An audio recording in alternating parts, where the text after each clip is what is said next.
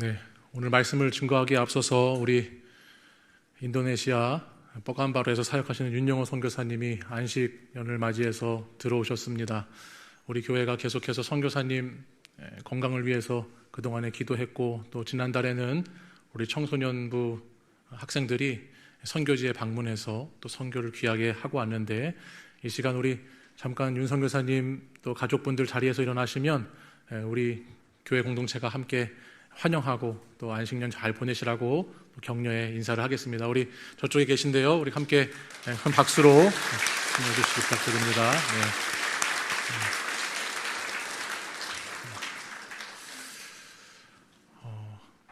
아이들을 키우다 보면요, 집안에서 어떤 일이 일어날 때, 예를 들어서 갑자기 뭐가 망가지거나 고장이 났을 경우에 아이들을 의심하게 될 때가 있습니다. 분명히 멀쩡하던 것들이 이유가 없이 손상이 되거나 작동을 안 하게 되면, 저희 집 같은 경우에는 남매가 있으니까 오빠나 동생 둘 중에 하나가 그랬구나 라는 생각을 해보게 된다는 것입니다. 그러면 이제 범인을 색출하기 위해서 단서들을 하나씩 찾아 나서게 되지요. 아이들이 처음에는 자기는 모른다고 그래요. 모른다고 그러더라고요. 그러더니 나중에는 나는 아니라고 그러더라고요. 난 아니다. 근데 그 다음에 어떻게 하는 줄 아세요? 제가 그랬다고 그러더라고요. 그래서 잘 준비되지 않으면은 무작정 혼낼 것이 아니고 사전조사를 잘 해놔야 한다는 것을 알았습니다. 그래서 이렇게 포위망을 점점 좁혀가다 보면은 거의 최종 검거 단계에 이제 다다르게 됩니다. 그러면 이제 이 아이들이 마지막 최후의 이런 이야기를 합니다. 증거가 있냐? 심증만 가지고 말하지 말아라. 증거를 대라. 딱 이렇게 이야기를 하는 거예요. 그러면 제가 그동안에 잘 준비했던 증거들을 딱 이야기하면서 범인을 확실하게 잡아내는 것이죠.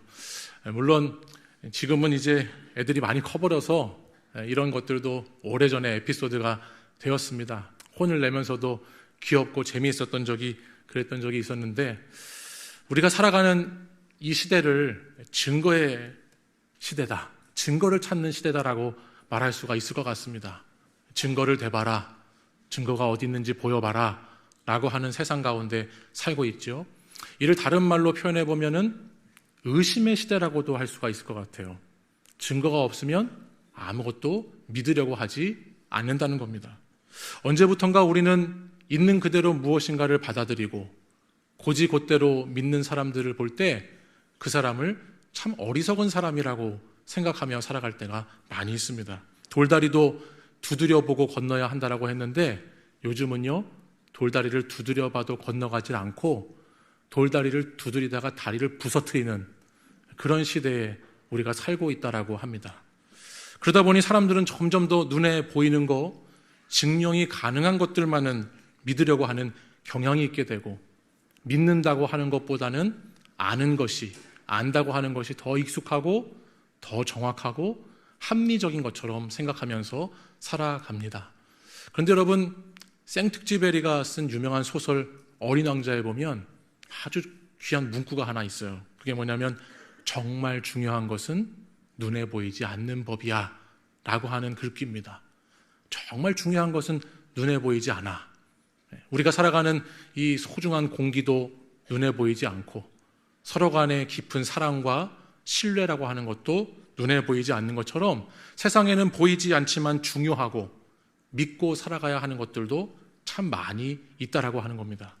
그러니까 어떤 면으로 보면 모든 면에 있어서 증거가 있어야 믿을 수 있다라고 생각하며 살아가는 사람은 참 불쌍하고 안타까운 사람이 아닐 수가 없습니다. 왜냐하면 그분들에게는 돌다리를 건너는 기쁨도 없고, 돌다리 너머에 있는 세상에 새로운 이야기를 나눌 수도 없기 때문이죠. 예전에 한 청년이 저를 찾아와서 이런 상담을 했습니다. 목사님, 저는 매주일 빠지지 않고 교회에 나오는데 기독교 신앙을 가지는 것이 너무 어렵습니다 그러더라고요.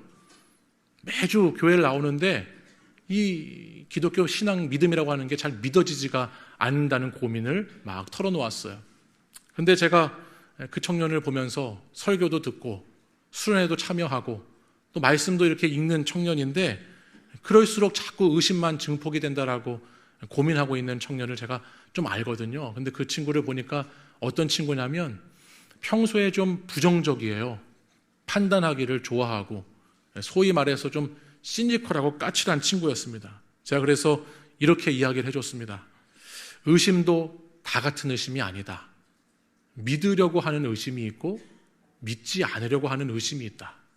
너는 지금 어떤 의심 속에 있는지 한번 잘 생각해 보라. 너 자신과 잘 대면해 보라라는 이야기를 해줬습니다. 믿으려고 하는 의심은 그리스도께로 우리를 가까이 이끌어가지만 믿지 않으려고 하는 의심은 악으로 우리를 이끌기 때문에 그것들을 잘 분별해 나가야 되는 것이죠. 그 후에 그 청년이 의심의 땅을 믿음으로 건너서 회심의 세계를 살아갈 수 있도록 진정한 구도자가 될 수 있도록 기도를 해주었던 기억이 납니다. 우리가 사는 세상은 증거를 원합니다. 그리고 여러분, 증거를 말하는 것을 증언이라고 하죠. 우리가 성경에 보면 이 증언이라고 하는 단어가 가장 많이 쓰이고 있는 성경 말씀이 있습니다. 그게 어디일 것 같으세요? 요한복음이죠. 오늘 저와 여러분이 읽은 요한복음 말씀이에요. 요한은 자신의 복음서에서 이 증언이라고 하는 단어를 압도적으로 많이 사용하고 있습니다. 왜냐하면 이 증언이야말로 요한이 자신의 복음서를 기록한 목적이기 때문입니다. 우리 요한복음 20장 31절의 말씀을 다 같이 한번 읽어보겠습니다. 오직 이것을 기록함은 너희로 예수께서 하나님의 아들 그리스도이심을 믿게 하려 함이요 또 너희로 믿고 그 이름을 힘입어 생명을 얻게 하려 함이니라. 아멘. 그가 복음서를 기록한 목적이 무엇인가? 자신의 증언을 통해서 예수님이 하나님의 아들이심을 믿게 하려 하는 것이다 라고 했습니다. 그리고 이를 믿는 자에게 생명이 있다는 것을 깨닫게 하려는 것이다 라고 말합니다. 이것이 요한의 증언입니다. 그래서 요한복음에 보면 7가지의 대표적인 기적의 사건, 표적의 이야기가 나옵니다. 근데 그와 같은 표적을 세메이온이라고 하는데요. 이 표적은 단순히 신기한 일들, 신비로운 사건에 초점이 있는 것이 아니고 그 표적을 누가 행하시고 있는가에 대한 초점이 담겨져 있습니다. 물을 포도주로 바꾸시고 죽은 나사로를 살리시는 그 일을 하시는 예수님이야말로 하나님의 아들이시다라고 하는 것을 증거하는 것이죠. 오늘 저와 여러분이 읽은 요한복음 5장에 있는 본문도 보시면 예수님께서 자신을 믿게 하는 증언에 대한 말씀이 쭉 기록되고 있습니다. 본문 31절 이하에 나오는 말씀을 보면 예수님은 증거가 있으셔야 하나님의 아들이 되고 증거가 없으시면 하나님의 아들이 되시지 않는 분이 아님에도 불구하고 예수님은 오늘 말씀을 통해서 유대인들이 예수님께 나아오도록 증거들을 많이 주셨습니다. 그 첫 번째가 35절의 말씀인데 우리 말씀도 같이 읽어보겠습니다. 요한은 켜서 비추이는 등불이라 너희가 한때 그 빛에 즐거이 있기를 원하였거니와. 아멘. 가장 먼저 예수님은 세례 요한을 통해서 빛 대신 예수님을 알고 믿게 하시기 위해 요한을 보내셨고 그를 증인 삼으셨습니다. 이 말씀은 우리가 지난주에 이미 살펴보았죠. 그리고 이어지는 말씀을 보면 이 세례 요한보다 더 큰 증거로 주님께서 나타내 주시는데 그게 뭐냐? 예수님께서 하셨던 역사다. 주님이 이 땅에 오셔서 하시는 일이라고 말씀을 하시죠. 이것이 앞에서 말씀드린 세메이온이라고 하는 표적을 뜻하는 것이에요. 그러니까 이 주님이 오셔서 행했던 표적을 통해서 증언을 삼았다라고 하는 말씀입니다. 그리고 이것을 넘어서 이제 37절 말씀에 가면 상반절에 이런 말씀이 있습니다. 또한 나를 보내신 아버지께서 친히 나를 위하여 증언하셨느니라 라고 했습니다. 이제 하나님께서도 친히 그 아들 예수님을 증언하고 계시죠. 그러니까 세례 요한을 통해서 예수님의 표적을 통해서 하나님 아버지와 같은 놀라운 증언들이 예수님을 하나님의 아들로 믿을 수 있도록 증거하고 있다라고 하는 말씀이에요. 그러면 왜 이런 증언을 주님은 하도록 하셨을까요? 왜 이런 증언자들을 두셨을까요? 그것이 34절 하반절 부분에 나옵니다. 우리 이 말씀 같이 읽어보죠. 다만 이 말을 하는 것은 너희로 구원을 받게 하려 함이니라. 아멘. 왜 이런 증언들을 두셨다고요? 이 증언을 통해서 우리가 구원을 받게 하시기 위해서, 우리가 의심이라고 하는 감옥에서부터 나와서 이 증언을 통해 구원의 자유를 얻는 하나님의 사람들로 만드시기 위해서 이와 같이 증언의 말씀을 계속해서 들려주고 계시다라고 했습니다. 그리고 이 말씀은 오늘 본문 39절에 가보면 39절 하반절에 주님은 성경이 곧 내게 대하여 증언하는 것이니라 라고 말씀하시면서 성경 말씀까지도 이 모든 것이 예수님을 증거하고 있다라고 하는 것을 분명하게 말씀으로 보여주고 계시죠. 근데 여러분, 문제가 뭔가요? 이런 놀라운 증언 앞에서도 사람들이 믿지 않았다라고 하는 사실이에요. 인간의 완악함으로 인해서, 영적 무지로 인해서 구원에 이르도록 나아가는 길이 막혀 있었다라고 하는 말씀입니다. 저는 이 오늘 본문의 말씀 이렇게 묵상하면서요, 증언이라고 하는 것이 믿음의 문을 열어주는 데 있어서 굉장히 중요하다는 생각을 해보게 됐습니다. 우리의 믿음이라고 할 때 그것이 근거 없는 맹신이 되지 않고 또 나의 욕망을 위한 미신이 되지 않기 위해서는 우리에게 증언이라고 하는 것이 참 필요하고 중요하다. 바른 증언이 우리에게 꼭 있어야 된다는 생각을 해보게 되는 것이죠.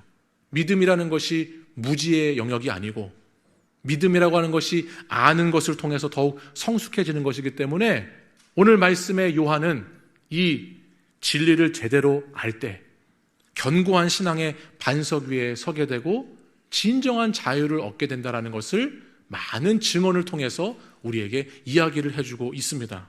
근데 우리는 여기서 한 가지를 잘 확인해 보아야 될 것이 있습니다. 그게 뭐냐면 이와 같은 놀라운 증언들이라고 하는 것이 우리의 믿음의 세계로 나아가는 문을 열게는 할 수 있지만은 그 증언 그 자체가 우리를 자연히 믿음의 성장과 믿음의 성숙으로 저절로 인도하는 것은 아니라고 하는 말씀이에요. 세례 요한이라고 하는 그 위대한 선지자의 증언도 예수님께서 이 땅에 오셔서 행하셨던 놀라운 그 표적의 이야기들도 하나님의 말씀도 성경도 최고의 증언이 있었지만 그 증언 자체가 믿음을 보장하지는 않는다라고 하는 말씀입니다. 본문 40절 말씀은 이렇게 말씀하고 있어요. 같이 읽어보겠습니다. 시작. 그러나 너희가 영생을 얻기 위하여 내게 오기를 원하지 아니하는도다. 아멘. 증언이 있다고 해서 그것이 반드시 믿음으로 연결되는 것은 아니라고 하는 말씀이죠. 앞에 그 놀라운 증언이 있었지만 그것이 굳건한 믿음으로 바르게 쓰게 하는 것은 아니라고 하는 사실이에요. 왜냐하면 기독교 신앙은 증거를 가지고 믿는 것이 아니기 때문입니다. 우리가 믿는 이 신앙이라고 하는 것은 아는 것으로부터 믿는 것이 아니라 믿음에서부터 알므로 나아가는 과정을 살아가는 것이기 때문이죠. 사람들은요, 알아야 믿는다고 합니다. 그렇죠? 알지도 못하는데 어떻게 믿어? 이렇게 이야기를 하면서 복음을 거절하고 거부하는 사람들도 많이 있습니다. 그러나 기독교 신앙의 역설은 뭐냐면 알고 믿고 믿고 하는 이 순서가 거꾸로 되어 있다고 하는 것이에요. 알기 때문에 알아서 믿는 것이 아니라 믿음으로써 점점 알아가게 되는 것이죠. 의심의 해독제라고 하는 것은 알미 아니고 믿음으로 그 말씀을 얼마나 내가 붙잡고 있는가, 그 말씀이 내 안에 있는가 하는 것에 달려 있다는 겁니다. 그렇기 때문에 오늘 본문 말씀 중에서 저는 38절 말씀이 너무 중요한 말씀이라는 생각을 해보게 됩니다. 우리 오늘 본문 38절 말씀을 같이 읽어보죠. 그 말씀이 너희 속에 거하지 아니하니 이는 그가 보내신 이를 믿지 아니함이라. 아멘. 이들이 믿지 않는 이유를 역으로 거꾸로 찾아보니까 말씀이 그들 속에 거하지 않았기 때문이다라고 했습니다. 말씀이 거하지 않았기 때문에 믿지 않았다. 그러면 우리는 반대로 어떻게 믿을 수 있을까 생각을 해보면 답이 거꾸로 생각해보면 나오는 것이죠. 말씀이 우리 속에 거하면 우리는 하나님의 아들 예수 그리스도를 믿게 된다는 말씀이죠. 믿음은 증거의 유무가 아니라 말씀의 거함에 따라 달라지게 된다라고 하는 성경의 원리입니다. 여기 거한다라고 하는 것은 단순한 정보나 지식이 아니고 내 삶의 기준이 된다라고 하는 뜻이에요. 말씀을 우리 안에 채우고 그 말씀이 우리 안에 거할 때 그 말씀의 빛이 우리 안에 계시면 의심의 어둠을 물리치게 되고 그 말씀이 우리 안에 있을수록 말씀이 우리의 믿음을 밝혀주어서 우리는 더 믿음의 사람으로 성장해 나가게 된다라고 하는 사실입니다. 아브라함이 그러했습니다. 갈 바를 알지 못하고 말씀을 따라갔습니다. 베드로 또한 그러했습니다. 말씀을 의지하여 그물을 내렸습니다. 나아만 장군도 그랬습니다. 요단강 물에 몸을 7번 씻으라는 말씀을 따라서 나아갔습니다. 이들은 말씀을 자신의 행동의 기준으로 삼는 결단을 했고 말씀이 자기 안에 거하게 했고 그것을 통해서 믿음의 사람이 되었다라고 하는 것입니다. 그래서 이어지는 39절 오늘 본문 말씀도 보면 성경을 연구하는 것, 성경을 그냥 단순히 알기 위해 보는 것은 그 말씀의 빛을 잠깐 보고 마는 것이라고 할 수가 있겠습니다. 그러나 믿음으로 성경을 보고 믿음으로 성경을 대하면 내 안에 말씀이 육신이 되어 우리 가운데 거하신 분이 육신이 말씀이 되어 성경 말씀으로 우리에게 거하시는 그 놀라운 새로운 세계를 대면하게 되는 것이죠. 여러분, 지도로만 보던 곳을, 화면으로만 보던 곳을 실제로 거닐고 발을 딛고 그곳을 걷다 보면 그 그냥 이전에 봤던 것과는 상상할 수 없는 놀라운 경험을 하게 되는 것처럼 우리가 믿음으로 말씀 속에 거할 때, 말씀이 우리 안에 있을 때 그때는 정말 새로운 차원의 믿음으로 우리가 나아가게 된다라고 하는 말씀입니다. 제가 청년 시절에 믿음에 대한 고민이 생기기 시작했어요. 어떻게 하면 더 잘 믿을 수 있을까? 확실한 믿음을 가진다는 것은 뭘까? 그런 생각을 청년의 시절에 많이 했는데 그때 제 믿음의 시각을 새롭게 열어준 한 권의 책이 있어요. 기독교 신앙서적은 아니었는데 오쿠다 히데오라고 하는 사람이 쓴 공중근해라고 하는 책이 있었습니다. 못 말리는 정신과 의사 이라부라고 하는 의사가 있는데요. 이 의사가 환자의 병을 고치고 치료하는 법이 굉장히 독특합니다. 그게 뭐냐면 그가 자신을 찾아온 환자처럼 행동을 한다는 거예요. 거울 치료라고 할 수 있을까요? 자기를 찾아오는 강박증에 시달리는 환자들이 막 찾아오면 그 의사가 환자들의 모습으로 바꿔서 자기가 그 환자처럼 모든 것을 보여줍니다. 그리고 그 환자 스스로 자신의 문제에 직면하게 하고 그것을 통해서 치료해가는 재미있는 소설인데 특별히 그 중에서 공중근해를 타는, 여러분 서커스를 보시면 이 공중에서 막 날아다니면서 근해를 타는 게 있지 않습니까? 그 공중근해를 타는 베테랑 고개사에 대한 이야기가 있습니다. 그 고개사가 자꾸 근해에서 추락하는 슬럼프를 겪으면서 그 환자가 되어서 이 의사를 찾아오게 된 것이죠. 그러니까 이 의사는 그 환자를 치료하기 위해서 자기가 직접 그 서커스단에 들어가고 합류해서 공중근해 타는 연습을 합니다. 그리고 이 과정 속에서 이 베테랑 고개사가 문제를 발견하게 만들죠. 그게 뭐냐면 그 고개사가 자기 손을 잡는 사람에 대한 신뢰에 문제가 있었다는 것을 깨닫게 합니다. 공중을 나는 사람이 자신을 붙잡아주는 사람에 대한 전적인 신뢰가 없을 때 그가 계속해서 떨어졌다라고 하는 사실을 깨닫게 하는 것이죠. 의사가 연습하는 과정을 보면서 이 고개사가 알았습니다. 공중근해는 이쪽에서 저쪽으로 날아가는 사람에게 그 사람이 모든 것을 다 하는 것처럼 보이지만 그게 아니고 사실은 날아오는 사람을 붙잡아주는 그 사람이 모든 것을 다 한다라고 하는 사실을 다시 기억나게 했습니다. 자신은 날아갈 때 그저 손을 뻗고 팔을 펴고 있으면 그를 잡는 캐쳐가 안전하게 잡도록 자신을 맡기는 것임을 이 공중근해 탈 때 가장 중요한 원리라는 것을 다시 보게 했다는 것이에요. 오히려 붙잡는 사람을 날아가는 사람이 꽉 잡으려고 하면은 그 손을 잡다가 손목이 부러지기도 하고 거기에 손을 놓쳐버리게 돼서 추락하게 되는 일들이 많이 있다라고 하는 것을 알게 되는 것이죠. 나를 붙잡아주는 사람이 항상 그 자리에 있다는 것을 믿고 자신을 그 캐쳐에게 의탁할 때 완벽하게 공중근에 타는 것이 완성된다라고 하는 것을 이 베테랑 고개사가 잊고 살았던 겁니다. 저는 믿음을 생각해 볼 때 믿음도 이와 같다는 생각을 해봤습니다. 의심을 거두고 말씀에 우리의 몸과 마음과 영혼을 던지는 순간이 있어야 그 말씀의 세계가 나를 붙잡고 인도해 주는 것을 경험하게 되는 것이죠. 내 지식이 내 의지로 믿으려고 해서 믿어지는 것이 아니라 내 안에 거하시는 말씀이 나를 견인해 나가는 것입니다. 그러므로 사랑하는 여러분, 우리가 말씀을 읽고 말씀을 묵상하고 말씀을 힘써서 살아간다라고 하는 것은 우리 믿음에 있어서 너무나 중요합니다. 왜냐하면 그 말씀이 우리를 붙잡아 주기 때문이죠. 우리가 지금은 믿음이 약하고 부족하다 할지 모르지만, 의심이 찾아올지도 모르지만, 말씀이 내 안에 거해서 내가 그 말씀을 붙잡으며 하루하루 말씀을 따라 나아가면 그 말씀 속에 그 말씀의 힘과 능력이 우리를 믿음과 영원한 생명으로 인도해 주신다는 것을 믿으실 수 있기를 원합니다. 여러분, 이번 주간에는 설 명절이 있습니다.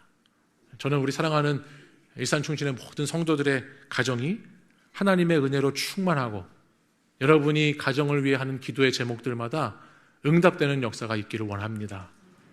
근데 여러분, 어떻게 하면 그렇게 되는지 제가 오늘 명절 전이니까 보너스로 알려드리겠습니다.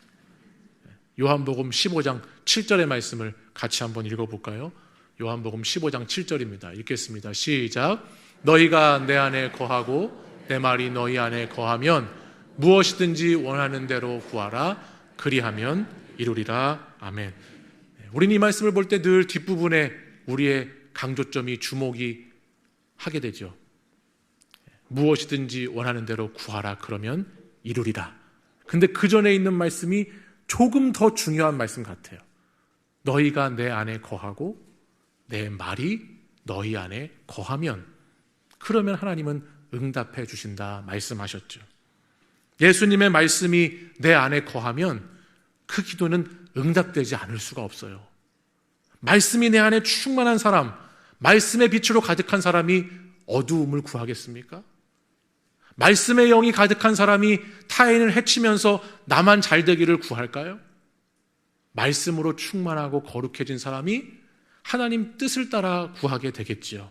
그러니 그 구하는 기도의 제목이 어찌 응답되지 않을 수가 있겠습니까? 여러분, 말씀 안에 거하시기 바랍니다. 그리고 그 말씀으로 충만하게 여러분을 채우시기 바랍니다. 그러면 여러분이 구하는 그 기도가 반드시 응답되게 될 것입니다.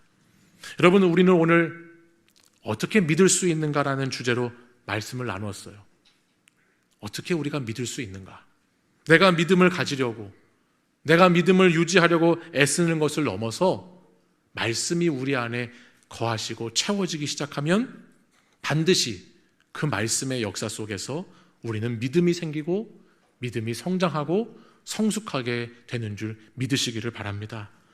인생이라고 하는 것은 무엇을 내려놓을 것인가, 무엇을 붙잡을 것인가의 싸움이라고 할 수 있겠습니다. 나는 무엇을 내려놓고 무엇을 붙잡고 살아갈 것인가? 이것이 인생의 중요한 핵심의 질문이죠.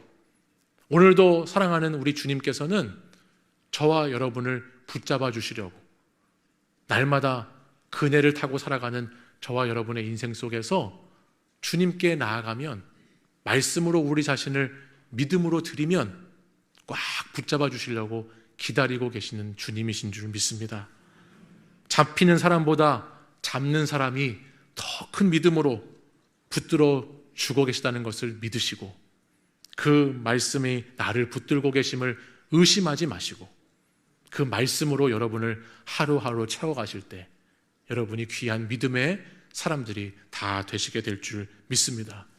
여러분, 우리 주변에 아무리 증언이 많다고 해도요, 여러분 신앙생활 하시면서 예수님이 계시다라고 하는 증언을 한두 번 들어보신 것이 아니잖아요. 그리고 지금껏 살아오시면서 그 증언의 역사 속에서 함께 해오셨잖아요.